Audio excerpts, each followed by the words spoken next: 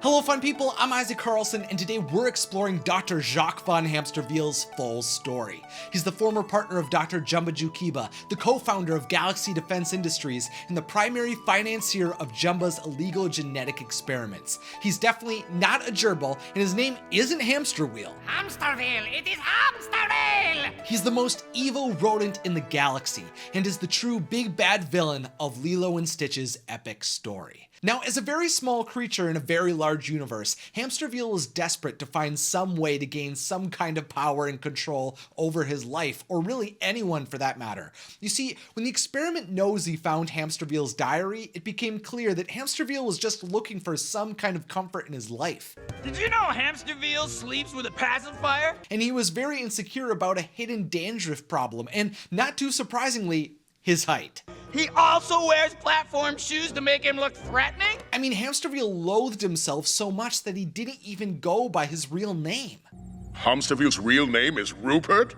Enter! To attempt to prove how formidable and capable he could truly be, he became a ruthless, ambitious, and evil being by going to school.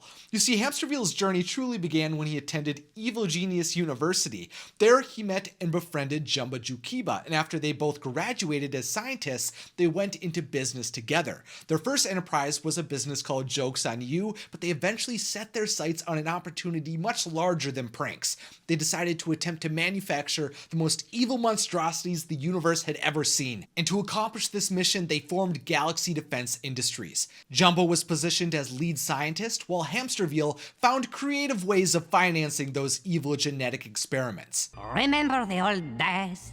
You creating experiments, I funding them with my shady business deals. The duo's first successful creation was Experiment 001, which had the capability of shrinking and enlarging enemies, and after that, for the next 25 years, Hamsterville and Jumba worked together. Throughout that time, they successfully evaded authorities, truly only sharing their research with other members of the Evil Geniuses organization. But even though Hamsterville and Jumba were building an impressive collection of experiments as a team, Hamsterville was constantly cheating, embarrassing, and stealing from Jumba because he didn't plan on keeping him around forever. Hamsterville's plot all along was to have Jumba build him an army of evil monsters that he could then use to overthrow the Galactic Council and rule the entire galaxy. But Hamsterville didn't want anyone around who could potentially take control of the experiments for themselves, and since Jumba was their creator, Hamsterville knew he had to get rid of him. To accomplish this, he ratted out Jumba to the Galactic Federation to ensure that he would be detained. And sure enough, while Jumba was charging his 626th experiment, authorities were sent into his lab to arrest him for illegal genetic experimentation. But I actually don't think Hamsterville exposed Jumba on his own schedule. You see, when Jumba was arrested, his lab and all of his research was seized by the Galactic Federation, meaning that Hamsterville couldn't just remanufacture all of the previous experiments. And when Jumba was permitted to live on Earth, it's revealed that he had secretly held on to the 625 experiment pods that came before Stitch. If Hamsterville had tipped off the authorities to arrest Jumba, there's no way he wouldn't have first ensured he had control over the experiments. So what might have happened? Well, I think Hamsterville was actually arrested before Jumba.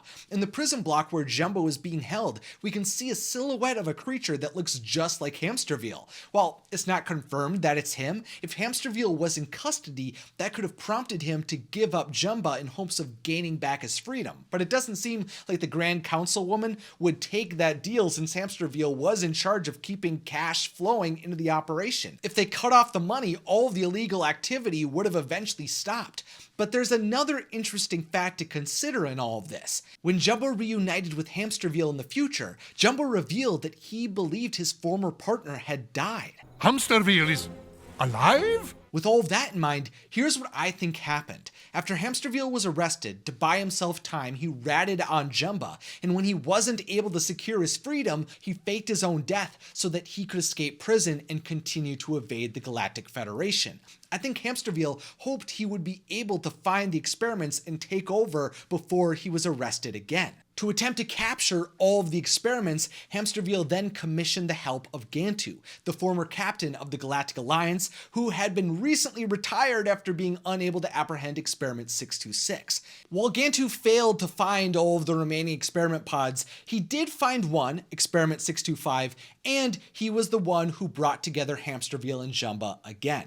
Of course, Jumba was unwilling to give up his experiments though, which led Hamsterville to go mad. He tried to torture Jumba, but nothing was able to get through to him, so he eventually threatened Jumba's life. Hamsterville notified Jumba's new Ohana on Earth that he would be willing to exchange Jumba's life for the remaining experiments, and everyone was okay with going through with that trade except for Lilo and Stitch. At the meetup, Lilo and Stitch intervened and not only were able to save Jumba, but they fought to save Stitch's cousins, leading to them to free the experiment pods. In Hamsterville's mind though, if he couldn't control every experiment, he knew another way he could win that only required him to possess one dangerous experiment. I will now clone him and create my own personal army!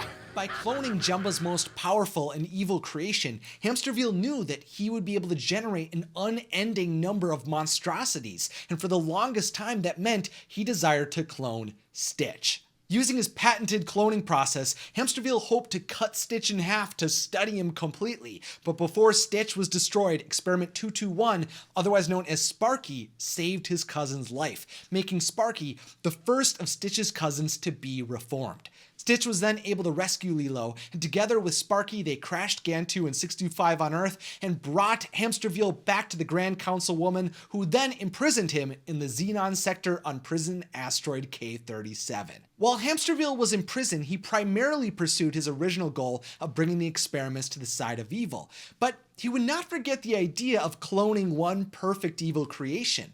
At one point, Hamsterville even connected with Dr. Draken, yes, from Kim Possible, to clone Stitch. In the past, Dr. Draken had explored cloning on numerous occasions. Most notably, he was able to clone Kim and Ron to create powerful minions, but at the time, they were easily destroyed. Are you certain this machine of yours is going to work? It will! Soon our guest will be replicated 1,000 times over. Of course, Draken was unable to clone Stitch using his own device, but again, the concept was not completely abandoned, and eventually it would become the path Hamsterville would choose as he attempted to rule the galaxy. Until then, though, Hamsterville modified his cell to be able to control his criminal activities from prison. By speaking a single phrase, his cell would transform into a hidden headquarters right underneath the nose of the Galactic Federation. Even the experiments that were sent to Hamsterville were able to be stored and hidden away within the wall of his cell. Using their powers, I shall break out of this pepperoni-smelling prison and take over the stinky Galactic Alliance! Throughout Hamsterville's time in prison, Gantu continued to be his henchman, with 625 as Gantu's right-hand man. Together, they competed with Lilo and Stitch to retrieve the experiments as their pods became rehydrated. But unfortunately, Hamsterville had a pretty dark management philosophy. It doesn't matter if your minions like you, they only need to fear you. Across the 3 long years Gantu served Dr. Hamsterville, Gantu was constantly abused. If you did not bring me an experiment soon, I will abuse you physically as well as verbally. Hamsterville always attacked Gantu's shortcomings, calling him fat, pathetic, and a failure, and anytime he could, he'd jump on any mistake Gantu would make with absolutely zero empathy for him. I mean, he even yelled at Gantu when he was sick and was transformed into a baby. The truth was that Hamsterville was just entertained by Gantu's suffering, and while Gantu tried to ignore his boss whenever he could never escape him. Maybe Hamsterville doesn't need this experiment. He's in jail anyway. How would he find out if... That's exactly what he said, sir. Maybe Hamsterville doesn't need this experiment. There were times when Gantu attempted to retaliate against Hamsterville, though. He did sometimes stick up for himself or blow off his boss, and he did try to quit a few times, but Hamsterville also fired him on many occasions. I have to say, though, the funniest bit of revenge from Gantu was when he was being granted wishes from the experiment Wishy-Washy. Gantu used one of his wishes to turn Hamsterville into an actual gerbil, but that was eventually undone. Honestly, though, what I think is most surprising is that Hamsterville was shocked to find out out that Gantu hated him and mocked him constantly behind his back. They mostly just sit around making up names for you. Ratface. What? Hamster Jerk. What? Keisterville. What? I mean, Gantu just truly hated his life working for Hamsterville, and Hamsterville even got to experience how terrible it was. When the experiment swapper transferred Hamsterville's mind into Gantu's body, at first he hoped it would remain permanent so he no longer had to stay in prison, but after spending some time in Gantu's life, he realized prison was so much better. If you'd like to learn more about Gantu's depressing life, I've linked my video on his full story down in the description. Now, eventually Hamsterville independently escaped from prison. He stole a police cruiser and made his way to Earth. Why he couldn't teleport himself like he did with the experiments, I'm not exactly sure, but regardless, once he arrived, he was soon imprisoned by Myrtle Edmonds. Now, Lilo's bully, Myrtle, was so mean, despicable, and evil that when she met Dr. Jacques von Hamsterville, he not only thought she could be more capable than Gantu, but he even offered her a job. Perhaps when you have completed your education, you could come work for me. Unfortunately for Myrtle, though, her first pet was inevitably hunted down and imprisoned once more by the Grand Councilwoman, but Hamsterville did not forget her. Later on, when Hamsterville constructed an advanced alien drone that he sent to Earth, he successfully convinced Myrtle to serve as his minion. Unfortunately for Myrtle, the recruitment was actually just a ploy by Hamsterville to be able to mind control her to be the perfect experiment catcher, but Lilo and Stitch eventually saved her. Hamsterville did come to Earth again to attempt to create a perfect accomplice for his evil plans though, but this time he was only visiting for a short period while his prison was in furlough.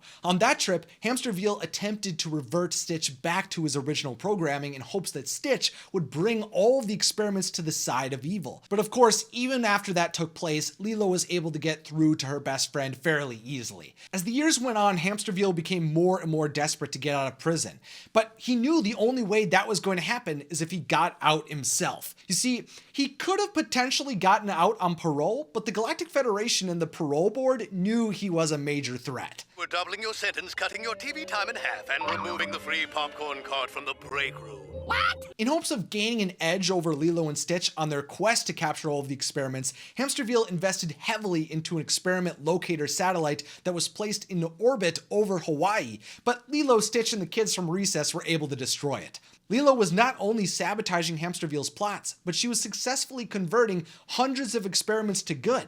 But Hamsterville had one hope to undo all of Lilo and Stitch's progress. Experiment 624, better known as Angel, was capable of turning Stitch's cousins to evil again, but when she fell in love with Stitch, she gave up her own bad programming to save his life. The truth was, the little Earth girl was becoming a major threat to Hamsterville obtaining his freedom and his goal of controlling the galaxy. We even learned from the experiment Skip that it was only Lilo and Stitch who were keeping Hamsterville at bay. When Lilo and Stitch skipped 10 years into the future, we find out that across that time period, Gantu had continued to slowly collect the experiments, and Hamsterville had been able to receive parole. And when the duo skipped 5 years later, they discovered that Hamsterville had successfully used the experiments to seize control of the galaxy, which allowed him to declare himself as emperor. But Lilo and Stitch were able to return to the point where they originally skipped, and that meant that they were back in their original timeline. Unfortunately for Hamsterville, his greatest foes were present to attempt to stop him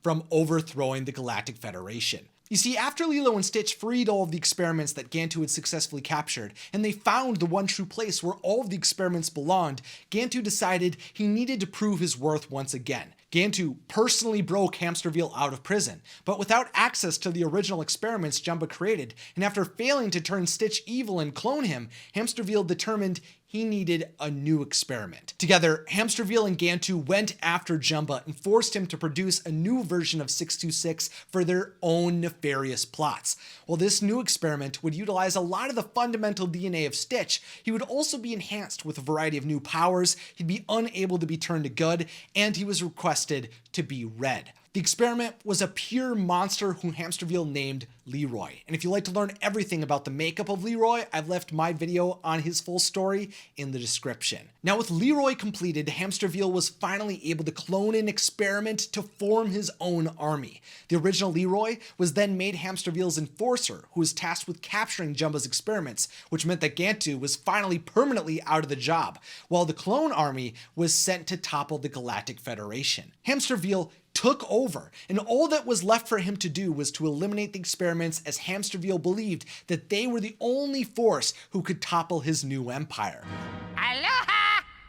As in, goodbye. But at the battle, the original experiments fought fiercely against the Leroys. Though it seemed at first that the Leroys would be able to be victorious, once a glitch within Leroy was discovered and was able to be exploited, the army fell apart. Hamsterville was taken down by the experiments he had tried to abuse and control since their creation, and he was returned to prison. Fun people, isn't Lilo and Stitch just so awesome and fun? It's one of my favorite Disney movies, and I loved the series growing up. So it was an absolute pleasure getting to make this video all about Dr. Hamsterville. But I think now that we've broken down Captain Gantu and Hamsterville, Ruben deserves to have his full story told next. So definitely consider subscribing to stay up to date for when that releases, along with all my future videos.